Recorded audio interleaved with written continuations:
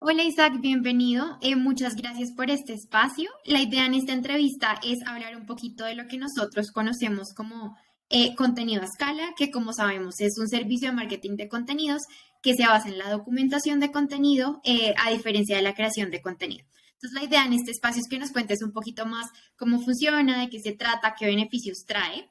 Entonces, si quieres, pues empecemos con la primera pregunta, que es, ¿qué es exactamente contenido a escala? ¿Cuál es como la idea detrás de y de dónde nace? Sí, gracias María. Pues mira, contenido de escala es básicamente el nombre que nosotros le dimos a un servicio nuestro que lo que hace es que permite que el cliente pueda producir un volumen interesante de contenido con un mínimo esfuerzo, ¿sí? Es decir, el cliente no tiene que necesariamente que revisar todas las piezas, entrar a ver todos los detalles, pero puede fácilmente producir 20 piezas a la semana si quiere de contenido.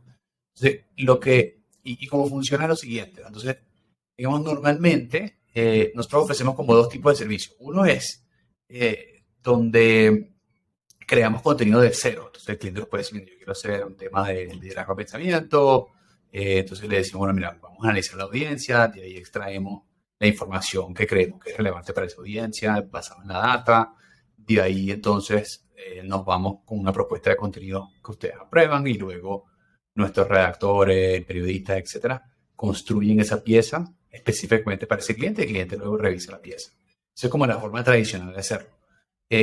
Contenido a escala, a diferencia de eso, parte de la misma forma, es decir, empezamos con el estudio de la audiencia, qué les interesa, etcétera. De ahí hay una propuesta de contenido, pero ya al momento de ejecutar el contenido, de hacerlo, lo que hacemos es que eh, entrevistamos al cliente. Entonces, ocurre algo muy parecido a lo que estamos haciendo tú y yo ahorita, y es entrevistamos al cliente, hacemos las preguntas, pues hace todo el estudio para saber de qué va a ser la entrevista, se mandan las preguntas con antelación, bueno, antes de que se haga la entrevista, para que el cliente se pueda preparar y se entrevista a algún experto del cliente. Puede ser la persona de marketing, pero también puede ser la persona de ventas, de operaciones, de finanzas, el que queramos, ¿sí? Eh, entonces, esa persona nos responde las preguntas, se hace como una conversación al respecto, todo eso se graba y luego, no, luego ya la pelota queda al lado de Casper, ¿no? Queda al lado nuestro. Entonces nosotros agarramos ese video que es largo, a lo mejor es 45 minutos, una hora, y de ahí extraemos muchas otras piezas de contenido. Entonces tenemos el video largo, que se sube completo, se edita obviamente, se le ponen a veces imágenes de stock, videos, algo de música, etcétera. Se edita y se sube a YouTube completo. Pero también de ese video largo, también se sacan pedacitos de video, a lo mejor de 2 minutos, 3 minutos, o a lo mejor de 30 segundos para un YouTube Shorts o un TikTok, pero todo parte de esa misma entrevista. Entonces, haciendo una sola pieza, que fue esa entrevista, nosotros logramos sacar, no sé, 10, 15, 20 piezas de allí para poder publicar en todas las redes del cliente, en la página web, etcétera. Incluso no solo se sacan videos, se pueden sacar artículos. Entonces, por ejemplo, se hace la transcripción de toda la entrevista y eso es un artículo que va en el blog de la marca. Eh, Se sacan también frases que dijo el experto de la marca y esos son quotes, post quotes de redes sociales. Se montan reels, o sea, digamos que se extrae un montón de contenido a partir de una sola pieza. Entonces, lo que es interesante para el cliente es, si fuésemos en la vida tradicional y vamos a hacer contenido y entonces vamos a hacer un montón de piezas grandes y pues micro contenidos para redes, pues el cliente tiene que revisar todo. Pero en este caso, el cliente pues puso un experto, entonces la persona de marketing que hizo, estuvo con nosotros en la reunión de comité, aprobó los contenidos y nos dijo, bueno, el que vas a contratar es a fulanito de tal, es experto en renovables de mi equipo. Entonces nos hace el contacto, le dice a la persona, mira, no sé, Cindy, aquí te va a entrevistar, Castleberry, etcétera, para este programa de contenido que estamos haciendo. Y luego ya la persona de marketing pues queda un poco desligada del resto de cosas que hay que hacer, porque nosotros conducimos la entrevista y luego con ese contenido armamos todo lo demás. Claro, la pregunta clásica es, bueno, Entonces, ¿cómo hacen para montar todos los contenidos si yo no los he visto, no los he aprobado? ¿Cómo funciona esa parte? Es nosotros antes de, eh, antes de que el cliente, digamos, antes de empezar todo el proyecto, el cliente nos dice, voy a, mejor dicho, no es así. Antes de que empiece todo, todo el proyecto, nosotros le mandamos al cliente, mira, estas son las artes preaprobadas de, arte preaprobadas, no, sorry, le mandamos, estas son las artes que consideramos que debemos usar para toda la parte de redes.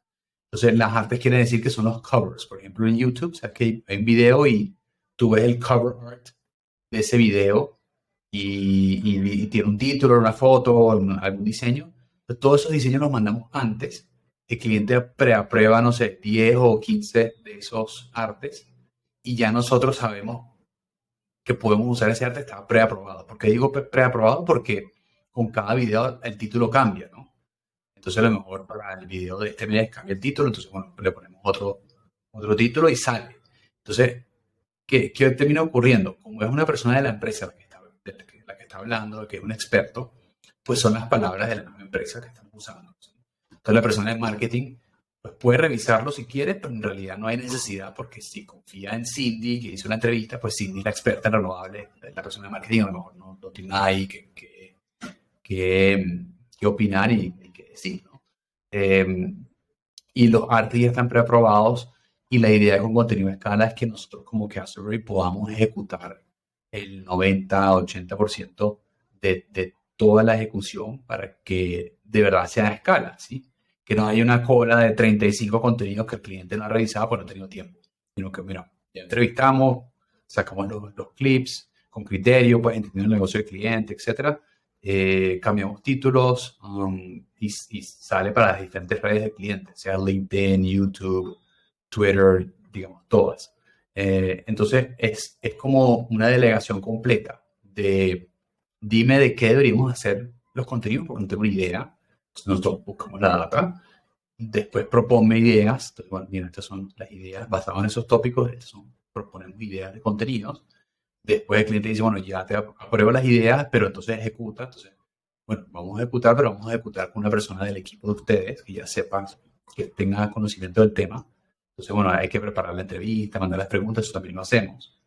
Luego grabamos y hacemos la entrevista con periodistas, con gente que también tenga contexto del negocio. Y después de ahí nos toca a nosotros también editar, subir, ¿sabes? Ponerle los videos de stock, todas las cosas para que quede bien. Y, y al final pues quedan diferentes formatos. Incluso aquí, que creo que Chris va a estar oyendo esto, aquí podríamos poner el video, por ejemplo, de Dofan, del chévere, ¿sabes? Como un ejemplo, ¿sí? Como un ejemplo de un contenido que sale de una entrevista, pero no es la entrevista, pero está conformado por imágenes, videos de stock de la marca, la voz de la persona que se entrevistó y cómo construimos una mini historia a partir de una entrevista mucho más grande. Entonces podemos poner el ejemplo, ¿sabes? Dentro de este mismo video, podemos poner ese ejemplo para que las personas se puedan dar una idea de qué tipo de contenido sale de ese grande. ¿Y, ¿y qué más? Y eso es básicamente Content at Scale. No sé si tienes más preguntas. Yo creo que sí.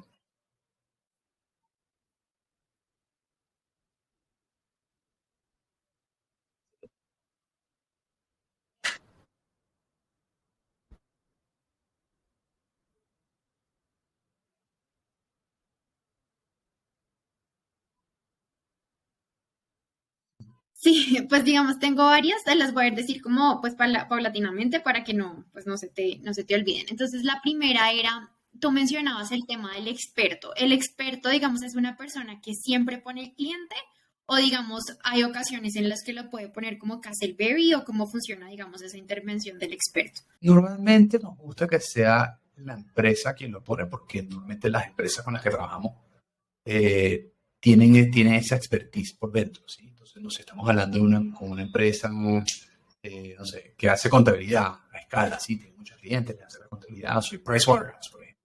Bueno, las personas que trabajan en PricewaterhouseCoopers, pues seguramente tienen mucho conocimiento de las leyes, de los impuestos, de la contabilidad, de todas las cosas. Entonces, ideal es que sea una persona de ellos, también para ir posicionando a los mismos expertos de ellos. Ahora, si el cliente dice, no, no, yo no tengo esa expertise, o, no, o nadie de mi equipo quiere salir, o son muy pequeños, etcétera, nosotros también podemos poner ese experto al que entrevistamos. Entonces se vuelve una conversación de nosotros o de alguien de la compañía, del cliente, ¿verdad? Mejor dicho, entrevistando o hablando con ese experto sobre el tema en particular. Entonces sí lo podemos poner, pero ideal es que sea del cliente, si se puede. Al principio, bueno, nos comentabas un poquito como el paso a paso de cómo funcionaba, como el tema de contenido a escala, etcétera. Si nos puedes contar un poquito de dónde salió, o sea, qué problema pudieron como evidenciar que estaba y por qué terminaron, digamos, desarrollando este servicio. Eh, no, mira, ¿qué pasó? Tuvimos un cliente donde estábamos haciendo la parte de creación de contenido, o sea, hacíamos contenido, eh, nos quedaba pues muy bien el contenido, o sea, todo chévere, lo mandábamos al cliente, pero el cliente empezó con un equipo de marketing de 5 personas, luego creo que se fueron 2 personas y quedaron 3 nada más y pues se veían demasiado afectados, no sé si 3 o 2, pero bueno, quedaron muy poquitos y al final la persona responsable de revisar los contenidos pues no le dio el tiempo, ¿sí? Simplemente pasaban meses y no publicaba, entonces se iban acumulando contenidos, ¿sí? Tenemos 8 días contenidos que la persona no ha revisado, o sea, se vieron muy afectados y, y también la persona pues quería ser muy meticulosa en revisar cada coma, cada detalle, entonces claro, se tardaba también revisando los contenidos. Y yo lo que creo que terminó pasando fue que la persona dijo, mira, estoy full con 1000 cosas, reuniones, entonces lo hago mañana, lo hago mañana, lo hago mañana, y claro, se fue diluyendo el tiempo y no pudo ser. Entonces, parte de lo que dijimos fue, bueno, ¿qué podríamos hacer que ayude a que ese cliente pueda publicar? Porque nuestra tarea no es simplemente, mira, te entregué los contenidos y ya cobré y chao, sino, oye, que de verdad les funcione. Solo funciona si tú puedes publicar.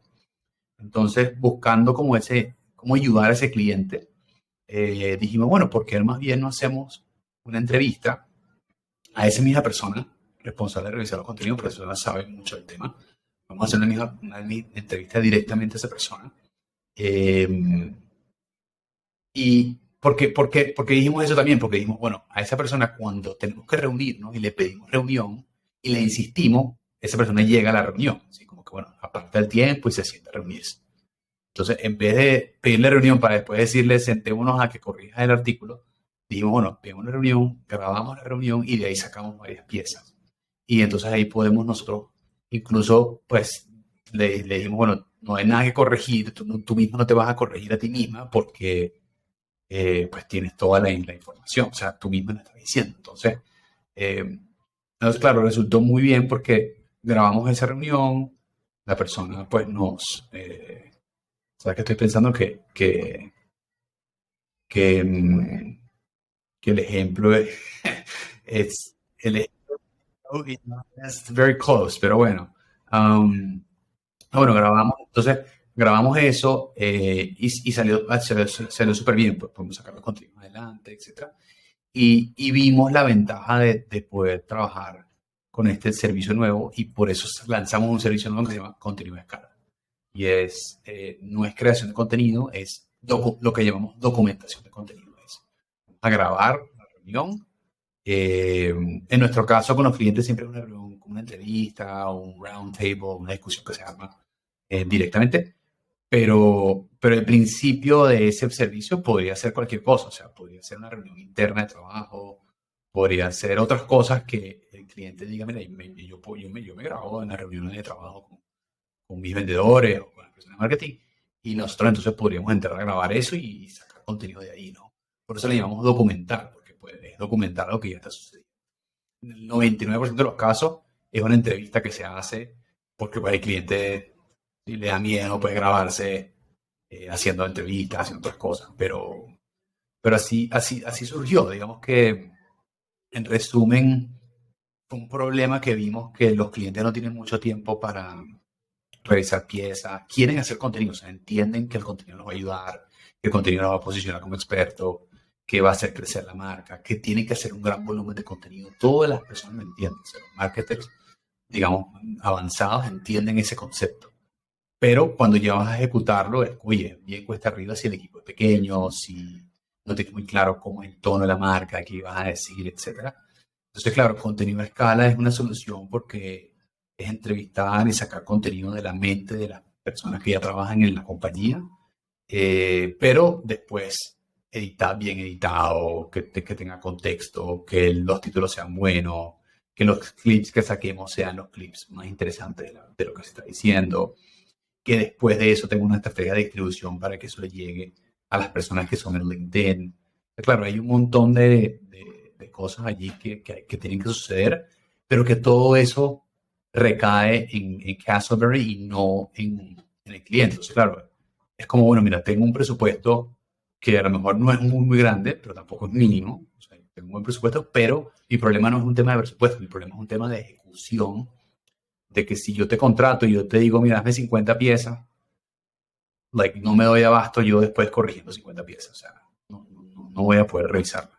Entonces, la solución ahí fue crear Content at Scale porque es la forma en que los clientes pueden producir a escala y sin tener que revisar todo y además con una dedicación de tiempo muy pequeña comparado con la otra forma de trabajar. Ok.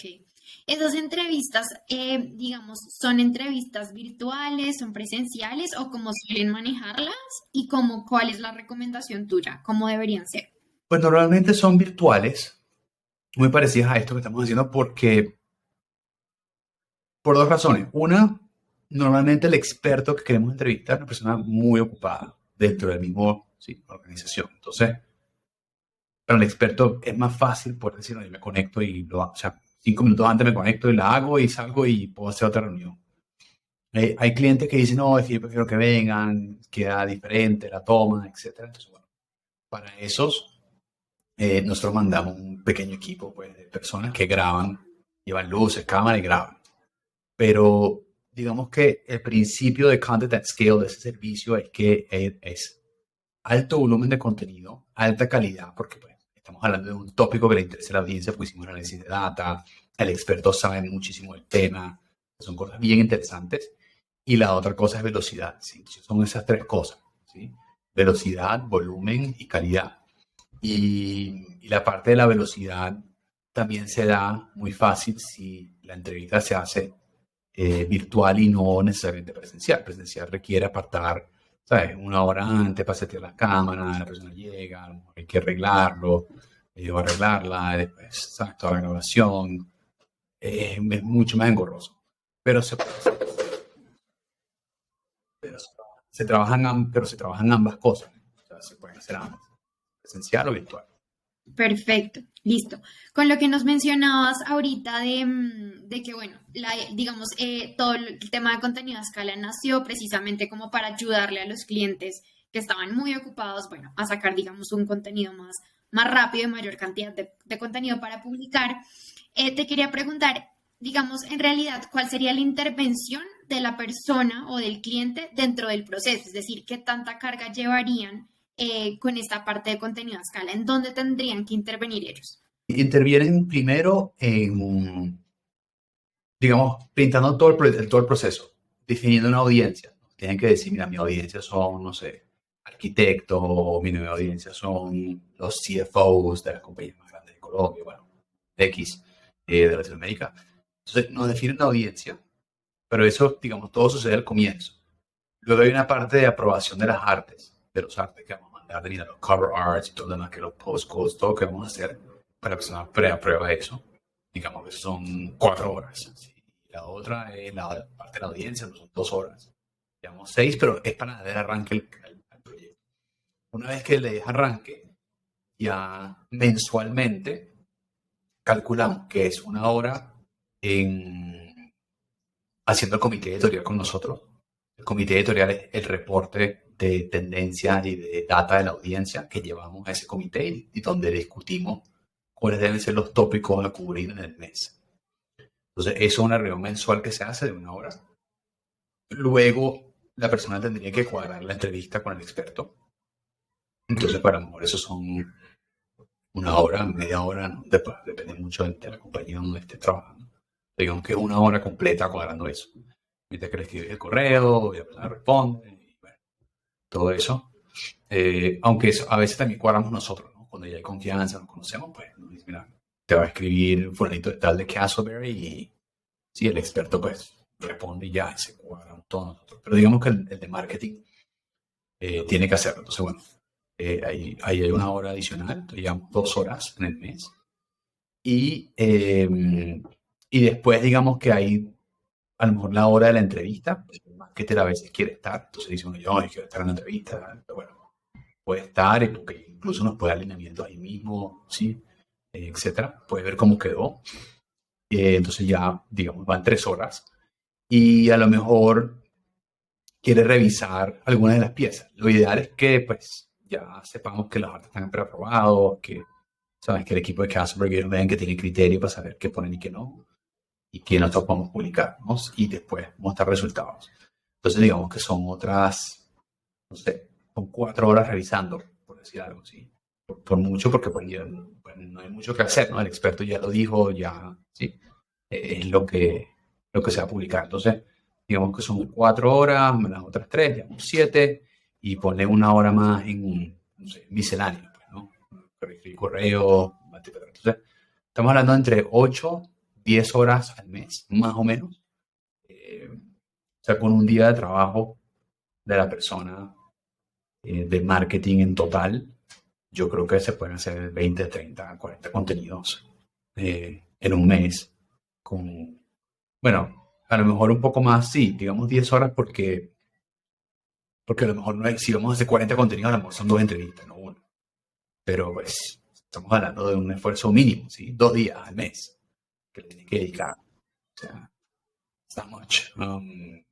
Para poder saber que estás ejecutando un proyecto completo, grande de contenido para estar ahí presente todos los meses. O sea, lo vemos como una oportunidad grandísima para muchas marcas que dicen, mira, yo quiero hacerlo, pero yo no tengo 3 personas para dedicarme a que revisen únicamente contenidos todo el día. ¿Sí? Claro, ok, perfecto. Igual me imagino con lo que nos dices, bueno, con todo lo que nos has venido diciendo también, me imagino hay como una curva también de aprendizaje y de confianza con el cliente, ¿no? Porque pues al principio me imagino pues el cliente querrá ver de pronto, bueno, el videíto cómo está quedando y pues nada, o sea, cuando ya conoce esos primeros pasos o esos primeros diseños, por decirlo así, ya después empieza como a aceptar completamente pues que digamos nosotros en este caso publiquemos y pues sigamos con el proceso. Digamos también, según te entiendo, hay un elemento de confianza y es, nos decías que al principio se preaprueban, digamos, todo el tema de los diseños, bueno, y existe después ya la confianza de utilizar esas plantillas para crear los contenidos. Pero digamos, hay partes como por ejemplo los copies que sí o sí van a variar bueno, digamos de pieza a pieza. Entonces, en esa parte, cómo se da esa parte? O sea, es una parte de, ok, confianza en que vamos a hacer los copies de X manera, o cómo se da esa parte de... Sí, esa parte, sí, tienes razón. O sea, digamos que uno hace el video, el clip de 2 minutos, eso tiene un título. Entonces, bueno, el título, digamos, hay una confianza en Castleberry que vamos a sacar un buen título para ese video. Luego hay un copy out, normalmente si es LinkedIn, por ejemplo, hay un copy out, un texto que lleva, o sea, que acompaña ese video, ese artículo, lo que estés sacando. Y esos copy outs también funcionan de la misma manera. Pues, como bueno, definimos un tono de la marca, como definirlo al principio, nos pueden enseñar un poco cómo han venido trabajando ellos, qué han hecho, etcétera. Y nosotros tratamos de ajustarnos a eso. Pero sí hay un tema de confianza en Castleberry que a lo mejor reviso los primeros y después cuando ya yo veo que Castleberry arrancó, pues yo lo suelto para que puedan publicar. Porque lo que no recomendamos es contratar el servicio de Content at Scale para después querer revisar todas las cositas porque se hunden en la revisión. ¿Sí? Confiar en que ese copy out, que además es chiquitico, para quedar bien hecho. ¿Sí? Y los títulos también, pues son las dos cosas que en realidad estamos tocando. ¿Sí? A lo mejor hay videos de stock, imágenes de stock, pero muchas veces el cliente también nos da videos e imágenes y tenemos un banco de imágenes que usamos para rematar todo y creo que pues eso es relativamente sencillo. Pero sí hay un elemento de confianza que Casper lo va a hacer bien, etcétera, especialmente los copies y los títulos. Yo creo también que que es importante que los clientes entiendan que, los marketers entiendan que esto de contenido no es algo, no es un juego que yo posteo 2 veces a la semana y ya, ¿sí? Sino que si yo genero volumen de contenido, posteo 3, 4, 5 veces al día, el impacto que tengo es mucho más grande porque, digamos, como siempre hemos dicho, pues el marketing es una combinación entre el mensaje y la consistencia de siempre estar presente. Entonces, ese mix de las dos cosas es lo que hace que las marcas se posicionen, ¿sí? Pues el comercial de Coca-Cola puede ser bellísimo, súper chévere, muy lindo, pero Coca-Cola también compra para que el comercial salga, ¿sabes?, 50 veces al día, ¿sí? Y hasta llega un punto que ya uno hasta se lo memoriza, ¿sí? Digamos, en la antigua forma de verlo. Pues las redes sociales y todo lo demás es lo mismo, digital, ¿no? Mientras más veces yo te vea, más veces te escuche, más veces te posiciones, pues con más facilidad te voy a terminar comprando. Yo siento que te conozco, ya, sí, te he visto 1000 veces, he visto de qué se tratan todos los contenidos, entonces yo creo que el énfasis tiene que estar en cómo hacemos volumen de calidad y con velocidad para, para poder hacer ese posicionamiento, ¿sí? Si nos quedamos pensando, no, es que en este video, no sé, el pelo me quedó medio raro y entonces no sale nunca, ¿sí? No sale nunca y esas marcas van a perder, ¿sí? Porque no se trata de ser perfectos, se trata de un buen mensaje. Cuando digo un buen mensaje también me refiero a contenido de valor y constancia, ¿sí? Estar ahí, estar ahí, estar ahí, o sea, siempre estar, porque como dicen por ahí, una golondrina no hace verano, ¿sí? O sea, tú necesitas tener un volumen interesante de contenido para poder enganchar a esa audiencia. Entonces, digamos, aunado a eso que estabas preguntando, creo que la respuesta es, mira, hagámoslo bien, pero también confíen en que, mira, ahí está un proceso y ¿sí? Como que si un copy tú le hubieses puesto, no sé, una palabra distinta, pues el cliente nos hace feedback y lo ajustamos para los próximos, pero por lo menos vamos saliendo de contenido, vamos publicando, que es importante. Ok, buenísimo, listo.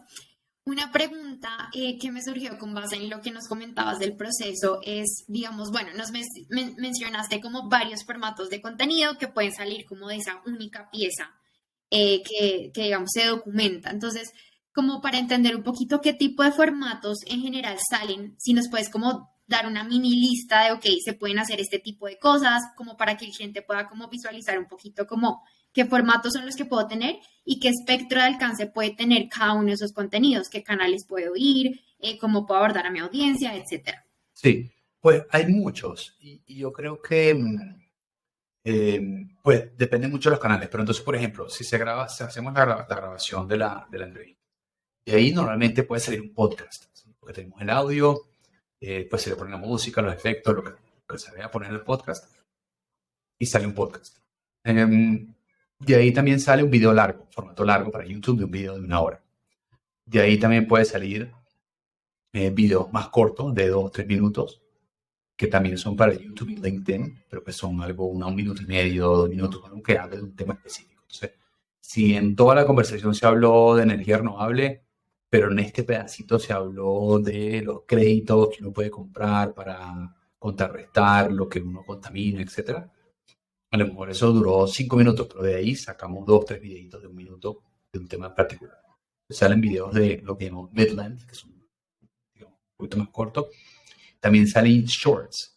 Y los shorts pueden ser Reels, YouTube Shorts, TikTok. Y son shorts de 30 segundos, 20 segundos, donde se dijo algo específico. Y ahí también salen varios de esos. También pueden salir frases de lo que dijo la persona. Entonces la persona a lo mejor dijo una frase interesante, sale ese texto que dijo, y eso se convierte en un post, por ejemplo, de Instagram, con el texto de lo que dijo la persona, ¿sí? Y a lo mejor el link ¿sí? Bueno, el link tiene que estar arriba, pero bueno, el post para Instagram sale con la frase que dijo la persona. También puede salir eso en LinkedIn. Salen post carrusel, entonces si la persona dijo algo puntual, entonces pues, se pueden extraer varias frases que tengan que ver con un solo tema y sale un post carrusel también. Sí, sale un poco de todo. También lo que hacemos muchas veces es transcribir la entrevista y convertir eso en 1, 2 o 3 artículos que van para el blog.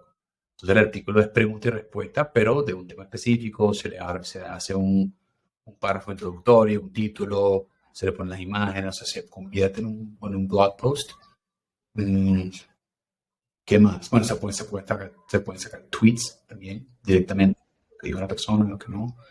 Incluso videitos para Twitter, o sea, digamos que estamos hablando de formatos, pero canales también, pues, son todos, ¿sí? TikTok, YouTube, Instagram, Facebook, LinkedIn, ¿sí? Todos los canales. Básicamente dependiendo mucho del contexto que vamos a poner, ¿no? Vamos a poner algo súper gracioso en LinkedIn, sobre TikTok, por ejemplo. No sé, pues es cuestión de ser creativo, ¿no? Obviamente ese cliente dice, mira, no, es que no quiero la transcripción de la entrevista, sino que quiero un artículo basado en la entrevista, que lo podemos hacer, ¿no? Ya pasamos un poquito a creación de contenido, no solamente documentación, pero también pues estamos partiendo de una fuente interesante. Y entonces de ahí también se pueden sacar otras cosas, ¿no? Basados en ese artículo, pero digamos que en la naturaleza pura de Content at Scale, creo que son esos los formatos principalmente. Mi siguiente pregunta va más orientada a hacer como una comparación entre documentación de contenido y creación de contenido. Entonces, digamos, esta estrategia, o sea, si la comparamos con creación, ¿cuándo la debo aplicar o es algo, digamos, que lo debo aplicar en conjunto con creación? O sea, ¿qué ventajas me trae uno, qué ventajas me trae el otro y cómo se opera, mejor dicho? Pues yo creo que depende mucho del cliente. Hay clientes que no van a tener nunca tiempo para revisar nada y la sugerencia es, mira, vayamos por contenido de escala, ¿sí? Es más sencillo, la pelota queda al lado nuestro, te entregamos resultados, vas viendo resultados eh, y delegas una gran parte. Entonces, yo creo que esa es la ventaja principal de Content at Scale, ¿sí? Volumen, calidad, ¿sí? Velocidad, etc. La parte de creación de contenido, por otro lado, es muy buena porque el cliente también, o sea, digamos, hay mucho más control de, de las palabras y de las cosas que se dicen por un tema, por ejemplo, de SEO. Entonces, si vamos a hacer contenido para SEO, tendría que ser creación. Porque yo entrevistando al experto, sí, nosotros entrevistando al experto de energía sostenible, renovables en una compañía, no le vamos a poder decir, mira, di esta palabra clave, luego di esta, ¿sí? Como que hablamos de este tópico en particular. Es muy difícil controlar a la persona, pues, y no creo que es la naturaleza de lo que estamos haciendo. Entonces, si es un tema de SEO, si es creación de contenido, porque ahí entonces estudiamos qué tópicos debe llevar el artículo, ¿sí? Qué tópicos se tienen que tocar sí o sí, qué palabras claves queremos incluir, ¿sí?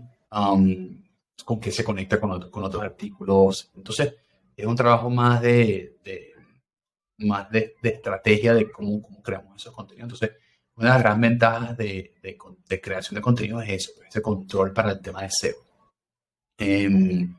Lo otro es que seguramente hay más variedad en creación, porque yo en creación entonces pues me invento el post o me invento el formato, la infografía, el post, el artículo para el blog, el video, lo que vaya a hacer, pues me lo puedo inventar de cero y puedo básicamente decir exactamente lo que quiero, ¿sí? Puedo inventar lo que yo quiera.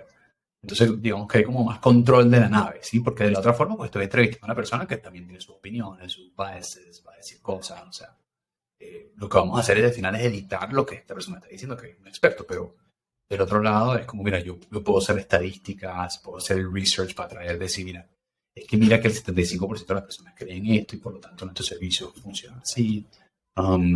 Sí, como que puedo hacer algo un poquito más, a lo mejor, más fuerte en data, porque puedo hacer el research más fuerte para el tema del SEO y con más variedad y control de los formatos.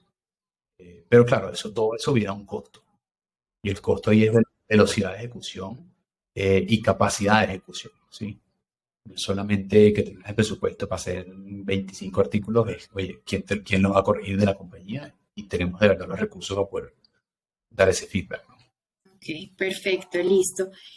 Aparte, digamos, de los beneficios que ya nos has como mencionado sobre, pues, contenido a escala, que es todo el tema de velocidad, pues, crear un mayor número de contenidos, ¿qué otros beneficios dirías como que resaltan en este servicio? Yo creo que, pues, uno es eso que mencioné. Otro beneficio yo creo que es el hacerlo de esta forma no quiere decir que no nos estamos basando en data. Y una de las cosas que nos distinguen Castleberry es eh, el uso de la data para de verdad entender a la audiencia.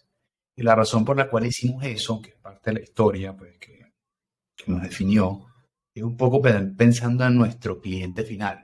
Nuestro cliente final suelen ser compañías medianas o grandes que quieren ejecutar estrategias de contenido, que ejecutan estrategias de contenido. Y pensamos mucho en ese,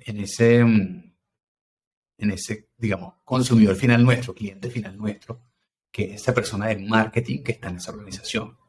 Esa persona de marketing que está en esa organización, pues quiere poder también justificar un poco las decisiones que está tomando, ¿sí? Si yo trabajo y soy emprendedor y tengo mi propia empresa, y yo digo y no digo, ¿sí? Como que yo decido qué postear y qué no. O decido que subo en el blog y que no. Pero en estas compañías más grandes, eh, el uso de la data es importantísimo, ¿sí? Primero porque la podemos conseguir, porque están llegando a la audiencia grande, entonces pues, se puede extraer la data, pero también porque es una forma también de poder justificar, mira, que esto lo estamos haciendo con data, o sea, yo no me estoy inventando, yo contraté a Castleberry, que lo hace con data, y no a Pedro Pérez Contenido, porque Pedro Pérez Contenido, sí, se va a inventar de qué debemos hablar y a lo mejor lo hace bien, quiere decir que lo haga mal, pero no hay ese respaldo de decir, no, es que esto viene de esta data, entendimos a la audiencia, estos fueron los contenidos más exitosos de la categoría del mes, con toda esa data mezclada, mira, estos son los tópicos que vamos a tocar, ¿sí? Entonces, toda esa parte la creamos pensando, bueno, ¿cómo hacemos primero para diferenciarnos nosotros como compañía, obviamente? Pero también que les sirva a la persona que nos va a contratar, ¿sí? Como el dicho que decían antes que a nadie lo despedían por contratar a IBM, pues muy parecido. Bueno, digamos, yo trabajo con Casper y estoy seguro que sí, estoy contratando a los mejores en términos de contenido. ¿Y los mejores por qué? Porque pues, se están basando en la data, tienen herramientas de inteligencia artificial, de tecnología, etcétera, que ayudan a entender mejor a ese consumidor o a esa audiencia B2B a la que le quiero llegar para poder crear los contenidos correctos para esa audiencia. Entonces, yo creo que eso es una de las grandes partes que tienen ambos servicios, ¿no? La parte de creación y la parte de documentación, pero creo que la parte de documentación, que es contenido a escala, eh, también tiene ese fuerte. Es como, no, mira, no porque vayamos a hacer un contenido a escala, no por eso no hay un tema estratégico de data, de entender bien al consumidor primero, a la audiencia primero, y creo que eso es una de las ventajas también principales de eso. Ahora, yéndonos al otro lado, como qué obstáculos o como cuáles son los retos de implementar este tipo de servicio para una empresa. Yo te diría que una de las cosas es lograr que esos expertos como que compren la idea de vamos a hacer contenido, te necesitamos, queremos que participes. Incluso pues hemos estado en llamadas y con clientes y se ve lo difícil que para el marketero o la persona de marketing de la compañía puede llegar a ser conseguir que las personas colaboren con el esfuerzo que se está haciendo. Pero una vez pasas digamos, esa dificultad, el servicio, digamos, fluye bastante. Pero eso sí es una de las cosas que hay que considerar. Oye, tengo el respaldo de mi equipo, están dispuestos a ayudarme a hacer estos contenidos. Y puede que la respuesta sea no. Y en ese caso, lo que tú decías, María, de principio, de, bueno, a lo mejor hay que buscar un experto por fuera y, ¿sabes? El Castleberry se puede encargar de buscarlo, etcétera. Y bueno, eso es otra forma de proceder para poder resolver ese obstáculo. Pero eso sí es un obstáculo que el experto te ayude. Y muchas veces cuesta conseguir la reunión porque pues están full y a lo mejor dicen, no, es que mi trabajo es no es hacer contenido. Entonces, no me quiero desviar a hacer otra cosa. Eso es como secundario a lo mío, ¿sí? Yo soy el jefe de operaciones, estoy en la operación, yo no tengo tiempo para esa vaina. Entonces creo que eso es una dificultad. ¿Qué otra cosa habría? Como la disposición también del cliente de, digamos, de querer hacerlo, de estar súper conectado con el tema. Sí, y creo que el no es solamente que las personas del equipo te ayuden con los contenidos, sino que también la persona de marketing diga, bueno, entiendo este tema del contenido, entiendo que es una cosa a largo plazo y entiendo que tengo que hacer volumen y tengo que hacer, ¿sabes? Tengo que tener constancia y no se queden, ¿sabes? Como enganchados en detallitos mínimos que no van a hacer una gran diferencia en la ejecución del proyecto. Entonces, yo creo que esa es otra dificultad, pues, es tener como la valentía de soltar un poquito, de confiar, de decir, bueno, mira, está quedando bien, van a postear, seguramente van a haber algún error, se van a equivocar en alguna cosa, pero eso no necesariamente va a matar el proyecto. Así como que, bueno, vamos a tener muchos aciertos, pero como todo en la vida, pues, ¿no? Habrán errores, cosas que mejorar y entender que eso es un proceso. Entonces, eso también es uno de los obstáculos, diría yo, que es como hay un obstáculo externo, que es la gente que te puede ayudar en la organización, y un obstáculo interno, que es como, bueno, ¿cómo hago yo para de verdad soltarme y entender que tengo que no voy a morir ni voy a triunfar por un solo contenido? Es el acumulativo de todo lo que voy a hacer lo que va a marcar la diferencia. Entonces, eso es un tema ya más psicológico del marketer que tiene que superar, no va a poder hacerlo. Claro. ¿Hay alguna, digamos, algunas cosas, sean términos técnicos o bueno, en otro aspecto, que el cliente va a tener listo, digamos, para iniciar este proceso? ¿O es o ya arranque y vamos? Yo creo que es muy importante que el cliente tenga como claro cómo se debe comunicar la marca, como cuáles son esas variables importantes, tener muy claro su audiencia. Yo creo que si esas dos cosas están claras, es mucho más fácil ejecutar. Se vuelve difícil cuando, por ejemplo, si no estamos claros en cómo se comunica la marca, qué queremos decir, cuáles son los pilares de contenido, o sea, que, bueno, si siempre hablamos en positivo de energía renovable o siempre, sí, como que queremos comunicar como marca. Si eso no está claro, se vuelve difícil porque entonces tampoco le puedes dar el lineamiento del experto. Si al experto no le puedes decir, mira, vale, vamos a entender de esta forma, sí, con este tipo, vamos a dar este tipo de ejemplos, o sea, preparándolos para la entrevista. Claro, se vuelve más difícil. Y, y lo otro es, claro, si por un lado, pues está eso, ¿no? De saber el tono de la marca y todo. Y del otro lado está la audiencia. Si yo no sé bien a quién me dirijo, um, es difícil trabajarlo, porque entonces el análisis de audiencia que hacemos al principio, pues no aplica mucho si no tenemos una audiencia bien definida. ¿Sí? Si nos dicen, no, mi audiencia son todas las empresas de más de 100 empleados, pues eso es infinito. ¿Sí? Es un montón de compañías que, pues, desde consultoras a empresas de construcción. Entonces, claro, hablarle a toda esa audiencia es muy difícil. Entonces, si el cliente ya tiene más definido, mira, mi audiencia es tal y esto es lo que yo, ¿sabes? Aquí es donde me quiero concentrar, todo fluye muchísimo mejor. Yo diría que esas son las dos cosas principales que tienen que tener listo. Y obviamente, pues, hay unos temas técnicos, ¿no? La página web que tenga buena velocidad de carga, que tengamos abiertos todos los canales de redes para poder hacer el trabajo. Justo de eso te quería hacer una pregunta. O sea, ¿qué pasa si, digamos, hay un canal, no sé, YouTube, por poner un ejemplo, que sería algo importante, digamos, para este servicio de contenido a escala? ¿Qué pasa si un cliente no lo tiene? O sea, ¿se recomendaría cómo abrirlo o es muy de caso por caso, ver qué les beneficia? O sea, ¿qué pasa si hay algún canal que no está abierto? Pues yo creo que los canales dependen mucho de la audiencia a la que le queremos llegar, ¿sí? Entonces, no sé, no, ¿me entiendes? A lo mejor, oye, Snapchat, no creo que valga la pena abrirlo a menos que le demos a la adolescente, ¿sí? Por ejemplo, o BeReal o alguna plataforma de estas distintas. Ahora, las clásicas, pues para los clientes que solemos manejar es LinkedIn, YouTube, ¿sí? A lo mejor Instagram, lo más usual. Si no tienen abierto el canal y no vale la pena abrirlo, porque no sé, no quieren abrir TikTok o lo que sea, uno dice, bueno, no lo trabajamos y ya, ¿sí?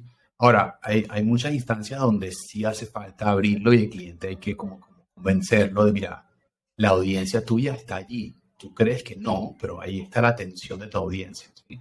Y mira la data y mira lo que, por ejemplo, en TikTok nos pasa a veces, como, bueno, mira, en TikTok, mira los demográficos de TikTok, mira la cantidad de gente. Eso empezó con la gente muy joven, pero ya cada vez madura la plataforma, etcétera, etcétera, ¿no? Entonces, bueno, se puede abrir el caso. Y hay otras que sí hay que abrir normalmente, como YouTube, por ejemplo, porque puede ser la base de dónde vamos a montar todos los contenidos, es como el repositorio también de la información que es más pública. Entonces, si vamos a hacer el embedding del video en un artículo en el website, pues ese embedding se hace porque está en YouTube y se pone ahí, para no subir el video completo digamos, en el código de la página, así como que no tiene sentido, como según YouTube. Entonces, seguramente habría que abrir ciertos canales.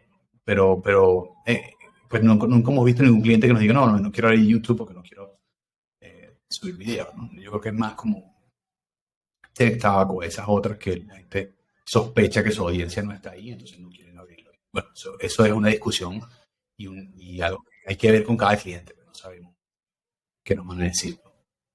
Claro.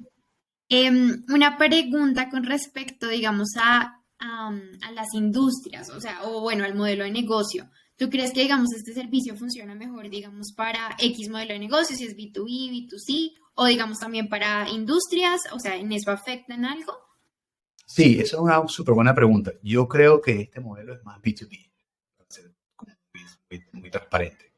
Creo que para B2C puede funcionar si estamos hablando a lo mejor de posicionar una marca que quiera posicionarse como experta, como, no sé, que venda algo donde pese la expertise. Porque si no, de resto, por ejemplo, no sé, somos Kellogg's, vamos a vender un cereal, no sé, del Frosted Flakes, ¿sí? Sucaritas. Si queremos vender sucaritas, pues, oye, like, ¿a qué experto vamos a entrevistar para que dé su opinión? Sí, como que el target no es ese, sí. A ellos más bien les conviene decir, no, voy a crear una serie animada con el tigre de Sucaritas y las aventuras del tigre. Y eso es otra cosa, sí, como que eso ya es creación de contenido, súper interesante, se puede hacer, o sea, me parece súper chévere el proyecto, pero no es contenido a escala. ¿Sí? Eso ya es otra cosa. Mira, voy a posicionar el tigre con una comiquita, voy a después sacar, sí, como que voy a sacar el jugo a ese IP que ya tengo. Pero si soy una empresa de automatización de procesos, consultoría, ¿sí? Eh, no sé, energía renovable que le vende a otras compañías. O sea, si eres B2B y necesitas mostrar tu liderazgo de pensamiento, tu capacidad de tener las personas correctas que puedan atender a esos clientes, esto es un tiro al suelo, ¿sí? O sea, Cost Scale va a funcionar.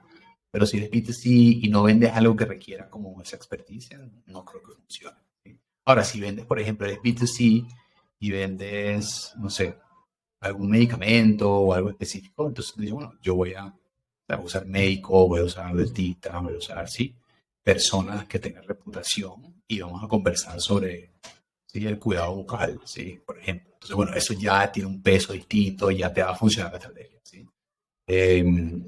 Entonces, yo creo que es que cada compañía piense, bueno, me podría servir a mí, yo estoy en una industria técnica, me quiero posicionar como líder de pensamiento, es un tema donde yo puedo de verdad enseñarle a la gente cosas distintas, sí o no, y si sí, funciona. Ok, buenísimo, perfecto. Listo. Creo que pues mi última pregunta ya sería más orientada hacia cómo se mide este servicio. O sea, pues me imagino muchos de los clientes están interesados en saber cómo, bueno, cómo lo mido, qué indicadores tengo o cómo evalúo que efectivamente, digamos, me está dando resultados. Sí, yo creo que la medición pasa, si es B2B, por ejemplo, yo creo que pasa por entender cuáles compañías a las que yo les quiero llegar están enganchándose y viendo el contenido. Entonces uno puede, por ejemplo, distribuir por LinkedIn, mirar qué compañías se están enganchando, a quiénes le están pegando. Tenemos también una forma de medir en la página web del cliente quiénes llegaron, qué compañías llegaron, quiénes no. Entonces en B2B yo te diría que pasa más por ahí. Sí, es un tema obviamente lo típico, ¿no? Bueno, vistas de video, tiempo en página, clics, etcétera. Pero más que nombrar todos esos KPIs es, bueno, ¿a qué compañía les estoy llegando? O sea, ¿a quién estoy persuadiendo con mi contenido? Que yo les diga, mira, Nutresa ha visto el contenido 85 veces en el último mes. Bueno, eso ya para la empresa B2B, entonces tiene un peso. Entonces, bueno, ¿cómo abordamos la conversación del lado de ventas con Nutresa sabiendo que les ha interesado ese tipo de contenido. ¿Sí? Cada vez que sacamos algo que tenga que ver con inteligencia artificial, pues entonces está ahí. Entonces, bueno, no sé, un ejemplo, ¿no? Entonces, bueno, ¿cómo podemos abordar esas conversaciones después de ventas, entendiendo ese contexto que nos está dando toda esta parte de contenido de escala, ¿sí? Eh, también hay contenidos que se pueden, no sé cómo se dice en español, gated content, se pueden cerrar. Se pueden cerrar, hay contenidos que se pueden cerrar como si fuese con llave, entonces, digamos, o sea, hicimos todo un análisis, un video, un webinar, algo interesantísimo, de 1 hora de un experto hablando o 30 minutos donde muestra los secretos para hacer tal cosa. Ese contenido lo podemos cerrar de manera que la persona que lo quiera ver tenga que dejar su correo, su información de contacto. Entonces, esto también se puede medir a nivel leads. Entonces, pues está un tema de impresiones, de exposición de la marca, de cuántas personas me vieron, de qué empresa, etcétera. En el caso de B2B. Y también hay un tema de lead capture. Bueno, de estos contenidos cerré algunos y la persona cuando llega para poder verlo tiene que dejar su información de contacto. Entonces, es una forma también de conseguir leads.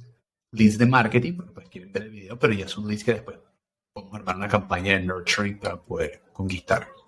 Yo te diría que para B2B son esas dos formas principalmente. Y de B2C es más un tema ya más clásico. Pues, mira, tantas visitas, tanto tiempo en página, tantos clics, tantas personas impactadas, lo demográfico de esas personas. Pues a nivel de resultados, obviamente, en ambos casos, tiene que ser posicionamiento de marca y ventas, que el negocio está creciendo. Ahora, el negocio no va a crecer en el mes uno. O sea, esto es una estrategia que requiere tiempo. Si son 6 meses, 12 meses. Tengo clientes que son 2, 3 años de ejecución y empiezan a ver los resultados en el año 3 grandísimos, pero claro, es la, es la consistencia de haber sembrado durante varios años que están viendo unos resultados ya más exponenciales, ¿no? Pero se trata de eso, ¿no? De poder medir ambas cosas, ¿no? Tanto ventas como exposición de la marca. Listo, no, listo, Isaac. Mil gracias por el espacio. Nada, ya tenemos como un panorama más claro de cómo funciona contenido a escala.